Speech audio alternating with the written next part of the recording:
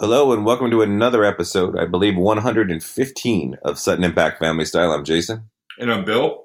And as many of you know, this week I gave my last lecture at USF. And I think there's about 4,000 of you people that tuned in and watched it. So I was very impressed with that. And I appreciate you doing that. But I had also asked if people had some questions about the last lecture. So the last lecture I gave a lot of life advice and talked about my career, talked about what I did, and so a couple of questions. And for my former student and friend Nat Welch, who just got her PhD recently at the University of Tennessee. So Nat has a couple of really good questions. The first one is, the market is flooded with sport management programs in a variety of departments. What do you think are the most crucial aspects to emphasize for a new program trying to build a brand and produce successful students?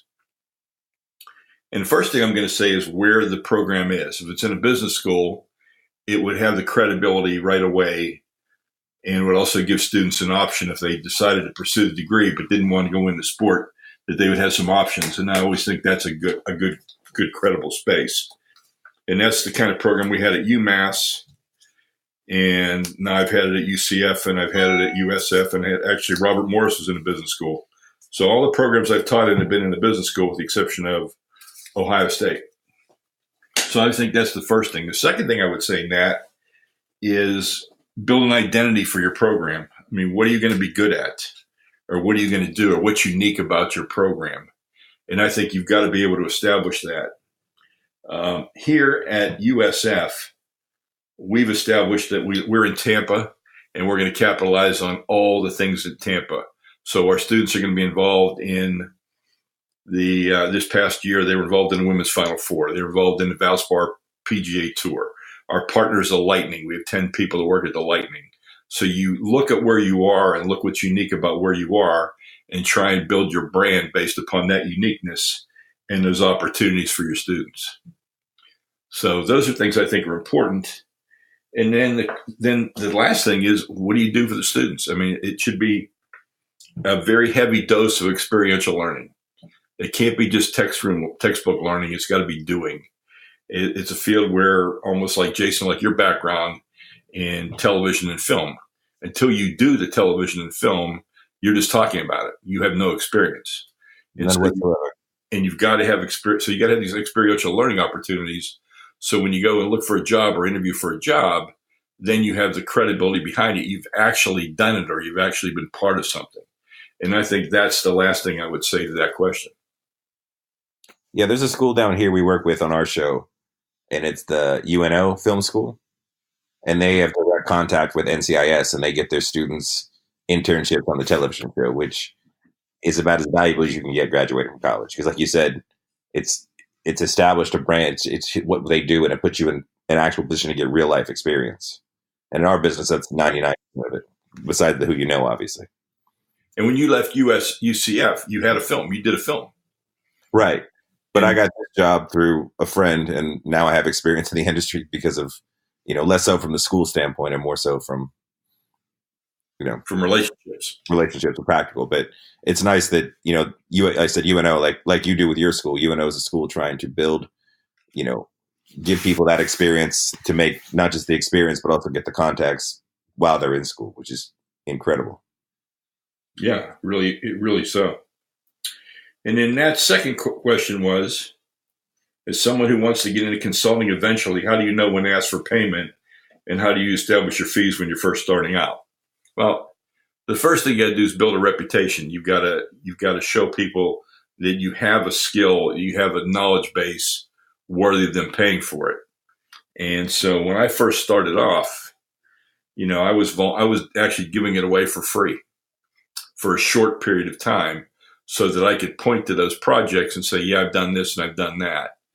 And then as far as figuring out your fee, you look at other consultants in the industry and you see what they're charging, and you look at who your clients are, what they can afford to pay. Now, if you're like consulting for like a small college, they're not going to have much money to pay. If they're consulting for a minor league baseball team, same way. But if you're consulting for the New York Yankees, then they're going to have money to pay you. So you're going to have to base your fee in part upon who the client is when you're starting off.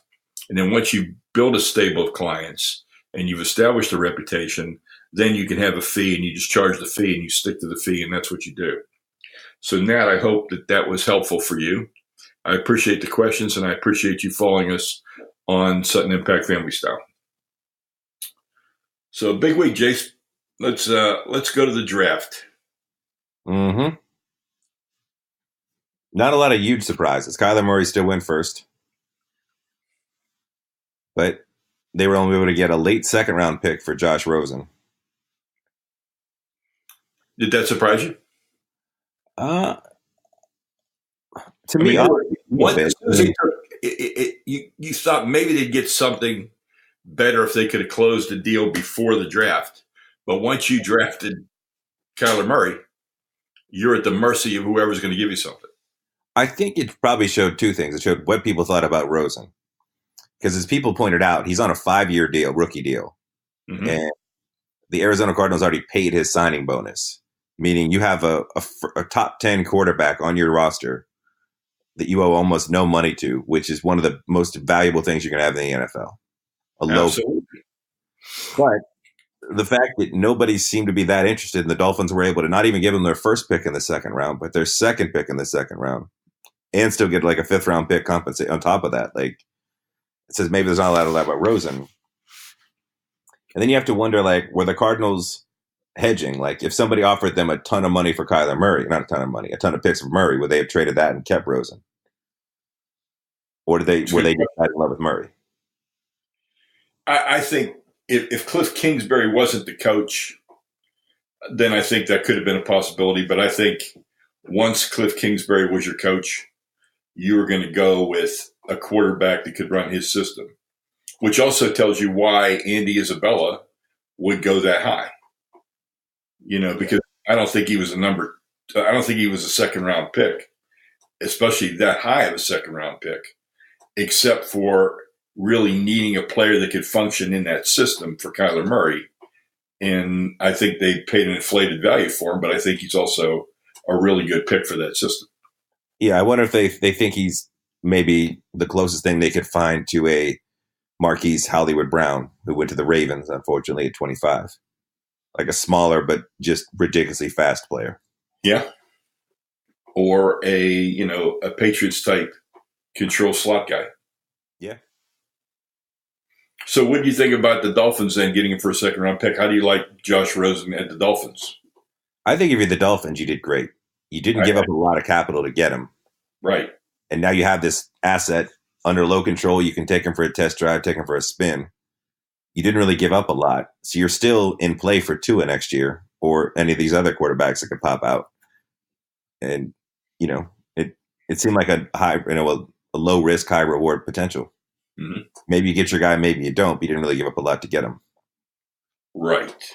And I think if you look at the last 2 years, like, who are the teams that are going to need a good quarterback next year? You look at the Patriots, obviously, are always on that list. The Chargers, the Steelers, teams that are probably going to be good. So they're probably not going to be picking ahead of the Dolphins. And I think all the other teams that might be worse than the Dolphins just picked a quarterback. So, yeah, I think the Dolphins really made out well. I actually think he could be a good in that system down there if they surround him with a little bit of talent. If they at least could block for him, it'd be an improvement. It really will be. Okay. Arizona, if that's the guy, if Kyler Murray's the guy you got to get, you went and got him, and give Cliff Kingsbury every chance he can to succeed. You sort of appreciate both philosophies because they're both, here's our plan, which the Browns also executed over the last couple of years, and they're in a great spot right now. Like, they seem to have a real plan. Whereas another team, the New York Giants, who seem to be the laughingstock of the draft this year, it's hard to say what their plan is. Yeah, I was going to ask you how you thought about that. Now, that pick has been massacred. Nobody likes that pick. No. And Gettleman has come out and said, if we didn't pick him there, 2 teams between us and 17 would have taken him. And, the NFL is reporting that that's simply not true. It's hard not to look at his stats because he's, he completed barely 60% of his passes, 22 touchdowns, 14 interceptions, and he doesn't have Like last year, people thought Josh Allen went a little bit high, the guy at Buffalo. But that is a freak of an athlete with an incredible arm, like a freakishly good arm. And you feel like there's stuff to work with. Whereas Daniel Jones seems to have not the physical attributes and not the college tape to prove it. And the only thing he seems to have going for himself is that he's connected to both of the Mannings from going to their camps and working with their QB people. And most people believe that he would have been there at 17. Yes. Some people said that he wasn't on a lot of teams' boards, and they had him as like a third or fourth round pick. So we'll have to see. I mean, obviously time will tell with the Giants, but the other crazy thing about the Giants is, he keeps talking about a Kansas City situation and a Green Bay situation, referring to, in Green Bay where Aaron Rodgers sat on the bench for 3 years, but Brett Favre was still at the top of his game. And in Kansas City, you had a raw quarterback who was only going to sit for 1 year, but Alex Smith had, that was a top 5 offense the year before. So, and Eli Manning looks like he can't throw the ball 20 yards down the field. Yeah, it's hard to imagine Eli Manning playing 3 more seasons. Gettleman has said that he thinks he can do. So I don't know what that is. If you're the Giants, I feel bad for you. I agree. I don't know where this is going to go. I really, really don't. And again, I think it's almost more defensible. Like if you don't like Haskins for, any number of reasons, and the other 2 guys that were, Drew Lock and who else went in the first round, and, that's all you had a chance at. If those guys don't do it for you, you can wait till next year. And again, if you're the Giants, it probably would have been better PR if you drafted the best defensive player available at 6, the best defensive player available at 17, and then use your second round pick to go get Josh Rosen. Because then I think your fan base is like, okay, there's a plan, there's a quarterback, we got great value with Rosen, then you got something to work with. And it seems like people like Rosen better than Daniel Jones. So I almost feel bad for him. I'm taking a lot of shit this week. So I feel bad for him. I mean, he's been really under fire. And that's just Gettleman. And, I'm seeing it. Well, he talked to 2 other teams and they would have taken him. Come on. Let's see where this all pans out. But, this is going to be a poor kid. I feel bad for him because he's really got, he's really going to be under attack in New York. The New York media is not going to be kind. No, they are not. And Gettleman has been a lot. He does have he's been part of, I think, 7 Super Bowl winning teams. But as people have pointed out, it's not like he was in charge of all those teams and he didn't pick the quarterbacks. Right. So, congratulations. You obviously did everything you possibly could to put yourself in a great position, and you were part of 7 championships. But don't pretend like you were the lone voice that picked the quarterbacks that won those teams, So, other than that, the draft is what it is. Everybody leaves the draft thinking they're a better team than they were going in. And I was blown away though by the crowd in Nashville. Yeah, it was unbelievable. I mean, I don't care where it goes next. I don't think you come up with that kind of crowd again. It's hard to say. Yeah, maybe Kansas City. Trying to think of a city, a football city that's got sort of a similar vibe, and it's hard to find. This is a party town, so it had that going for it. I mean, I would like to see what the crowd would look like in New Orleans. Oh yeah, I think New Orleans would be similar to this. I don't know. I'm blown away. Yeah. No, they look like they're having a great time. They showed up. They cheered. They screamed. They yelled. It's incredible. Really, really was special. And as we are a born and bred Pittsburgh sort of team, we could talk briefly about the Steelers draft. Let's talk about it. They went up and got their linebacker. They paid a fairly heavy price. But they got, an athlete capable of what Shazier used to do when the team had a good defense.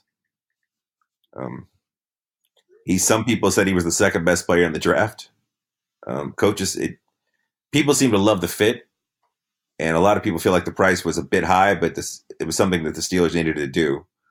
That there were only 2 linebackers in this draft that looked on paper that they could be an impact 3-down linebacker like Shazier was. And that was Devin White at LSU that went 5th, and then obviously Devin Bush. And what I've been reading, because I was a Steeler fan, I got to check it out, is that Cincinnati loved Devin Bush. And they picked at 11, so the Steelers had to hop ahead of them to get to that spot. And it does make sense because the Bengals got rid of Burflicht. They had a hole in the middle of the field. Here's a positive young leader at linebacker. So, you got to hope. Like I said, I just... You got to hope. I loved the pick. I was shocked that they gave up enough to move up that far. Yes.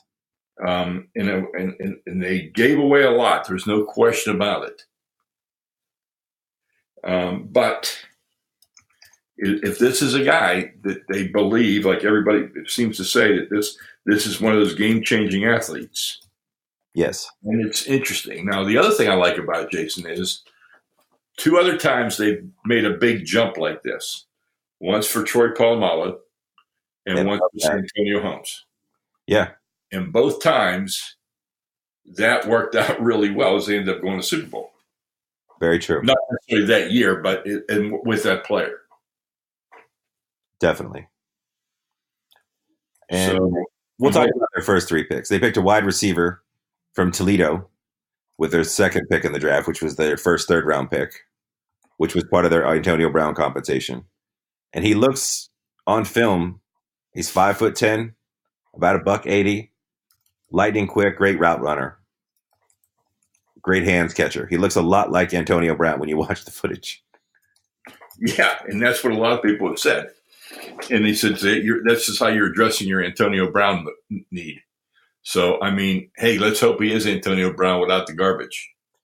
And as everybody pointed out, that he wasn't as high on a lot of people's boards, and there were other receivers that were a little more high profile. But people have said, if he's like the one team that can pick a receiver whenever they want to pick one, and you can't say anything about, is the Pittsburgh Steelers, because they've done a great job of picking wide receivers over the years.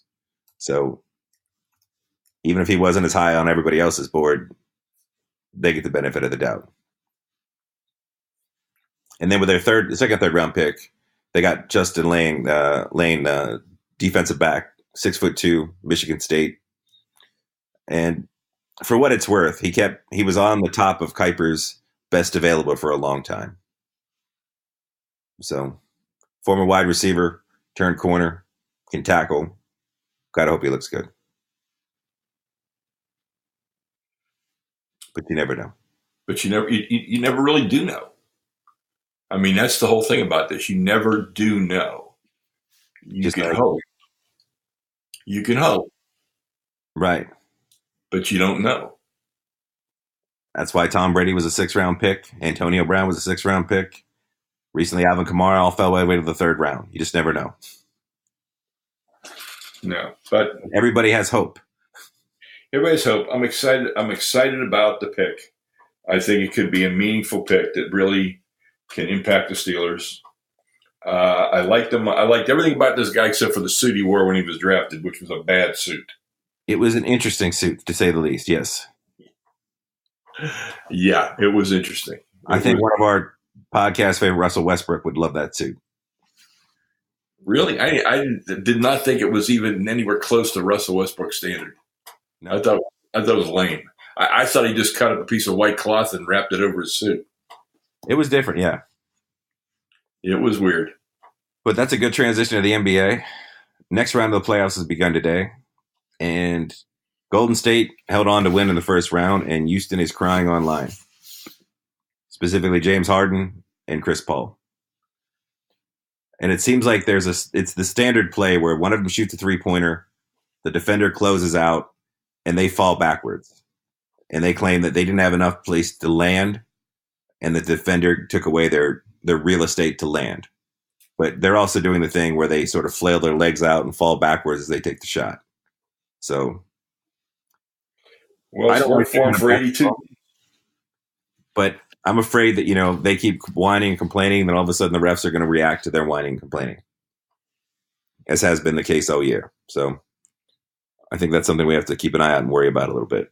if you're as a non-Warrior, as a non-Golden or non-Houston Rocket fan. Well, I have made so many bad predictions this year and I've been wrong so many times that I decided I'm going to go out and just lay it out on the line again, Jace. So I think Golden State's going to take care of business because they can intimidate Houston, and they're in Houston's head. So I think they're going to win. I think Portland's going to beat Denver, and I think Portland Golden State is going to be an amazing matchup, much better than we ever thought it was going to be. I think so. Well, especially Portland had the big injury. I'm not going to pick a winner of that series yet. I want to see if those teams actually make it to the finals, so I could actually be right. And the other thing that happened in the Rockets game today, besides the officiating controversy, is that Draymond Green looked a little bit like Draymond Green again today. And, he's not looked like himself all year long, I would say, for the most part. And I don't know if that's been an attitude thing with he and KD and the fights and the media and the talking, but if he's playing the way Draymond Green of a couple of years ago played, and he can continue that, which he didn't have in the first round, but he had in this round, they really are probably unbeatable this year. Yeah, we'll have to see. I mean, Cousins is out. Maybe that is going to be one of those things that, like you talked about with Marcus Smart being out and how well the Celtics are playing. And that's a great transition because the Celtics whooped the Bucks today. Whooped Giannis today. By 20 points. At Milwaukee. Yeah. And the Celtics have been looking really, really good. The Celtics have been looking like the team we expected the Celtics to be. And the team we kept expecting, even when they faltered, it was like, okay, well now they're going to they're on their way back now. And you had the famous Kyrie on the airplane where he was like, it's my fault. I've been kind of a dick all year. Let's play together really hard. And they played together really well. But they look fantastic. And in other good news, Gordon Hayward looks like Gordon Hayward is back. I'm hoping. Like I said, he's playing aggressive. It doesn't look like, as anybody that's had an injury knows, like you're just tentative when every time you take off, every time you cut, every time you jump you're always like, am I going to come down on that foot again? Am I going to hurt it again? And then once you get to that point where it's gone, that fear, you can get back to being who you are. Once you're physically healed, you're mentally healed. And I feel like he's mentally healed now. But that's powerful fear. It is. I mean, you have to almost get knocked down and bounce back up. And, you've got to almost has to be a surprise. And you get banged up and all of a sudden you go, oh, okay. Yeah. Very interesting. I mean, I think the Celtic Bucks series will go 7 games. Well, they're going to have to change something because Kyrie was destroyed him today. And everybody on that Celtics team is they're firing on all cylinders right now. And they are looking like the team they have to beat. So then that leaves us with your other prediction. Philadelphia.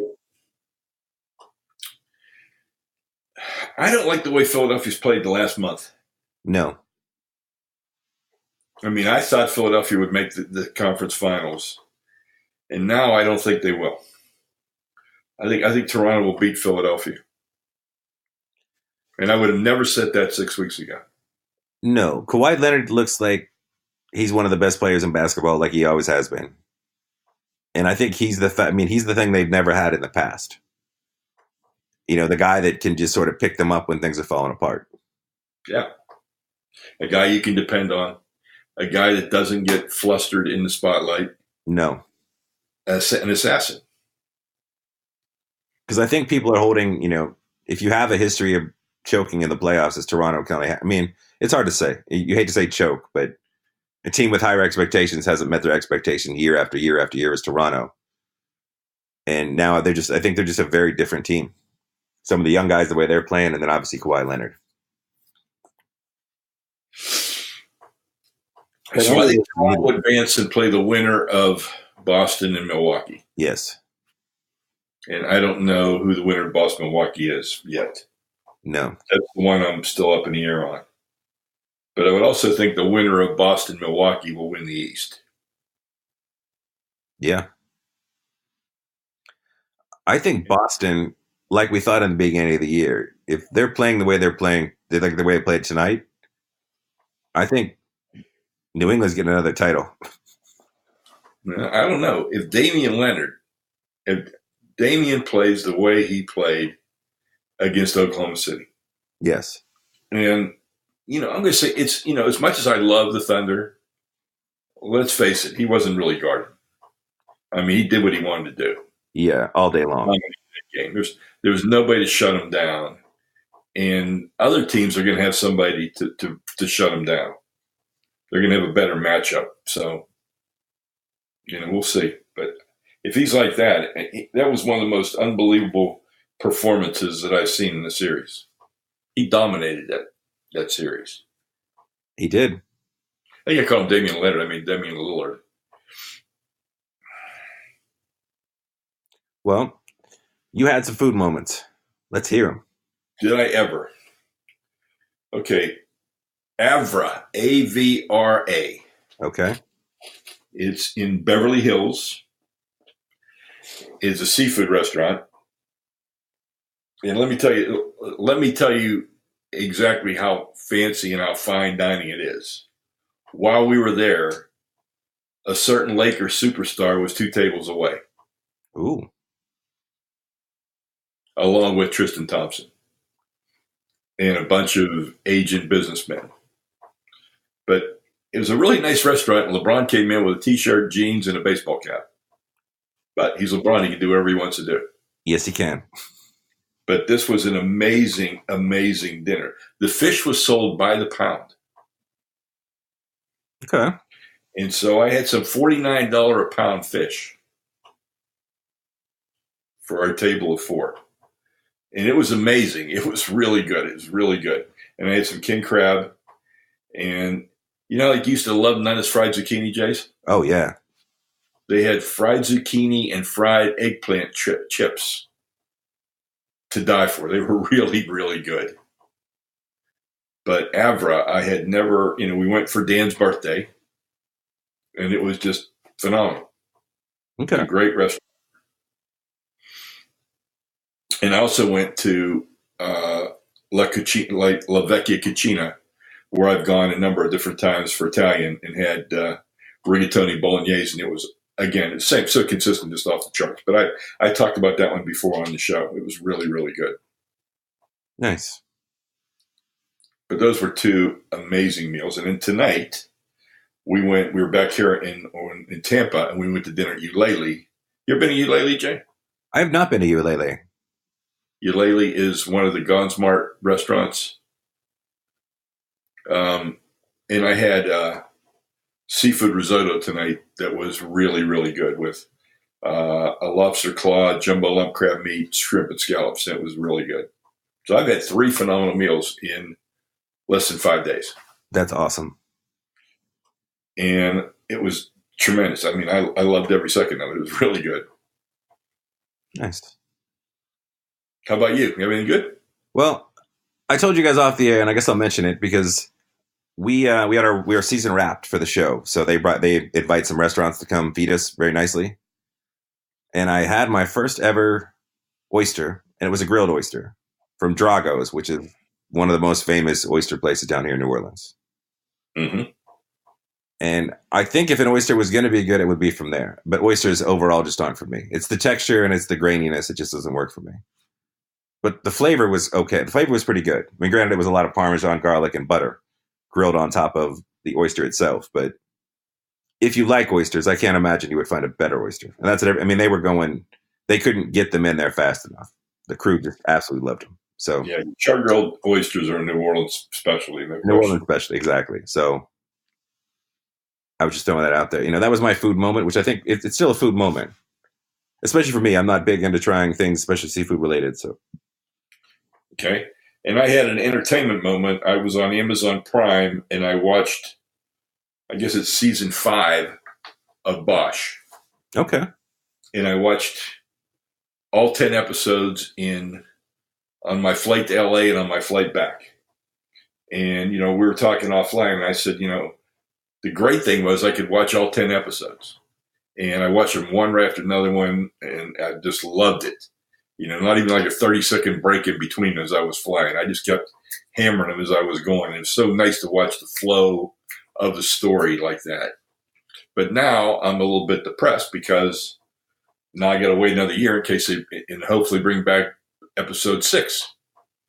But it'll be a year from now. And I don't want to, I'm sad because I watched and it's all gone, but I loved every second of it. So it was really good, really well done. He's tremendous. Well, as I told you, besides Game of Thrones, which, we're not going to talk about that on this, podcast and be like and spoil it for everybody. But I've been rewatching Deadwood in hopes as we get ready for the new Deadwood movie coming out at the end of May. And Deadwood's a great character Western. It just really is. Timothy Olyphant is fantastic. Ian McShane, Powers Booth. It's a really good cast. I can't deny it's a little bit slow. Will Titus Welliver be in the movie? I don't remember everything that happened. I'm in season 2 right now of the 3 seasons. Okay. I know the one, and I think they're going to have to push it slightly in the future because Powers Booth has sadly passed on since the show came out the air. So they'll have to find a way to work around that. And in the trailer, Timothy Olyphant has a very epic mustache that he did not have exactly in the original Deadwood. He has almost who's that guy from? Why can't I think of his name? The actor with a great voice has the giant mustache. He's got that epic of a big mustache. Oh, and he's like a cowboy, Sam Shepard. He's got the Sam Shepard mustache for the movie. Ooh, that's kind of wild looking. If Timothy Olyphant has that, it is because in the show he's got facial hair. He's got sort of like a little mustache, scruffy goatee, Old West sort of combo. Uh-huh.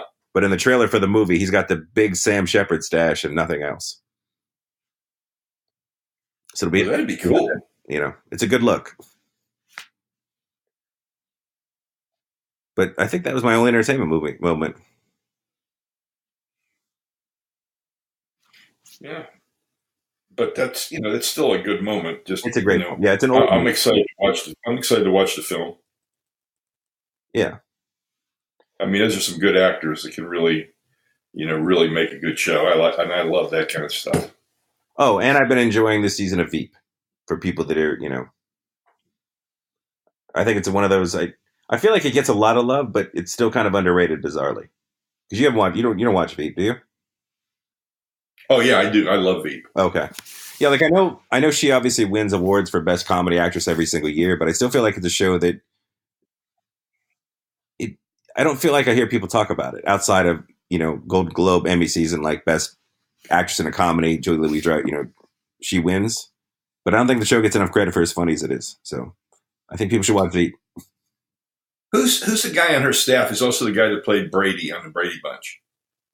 Oh, and he's in Office Space. Why can't I think of his name? He's Gary Cole.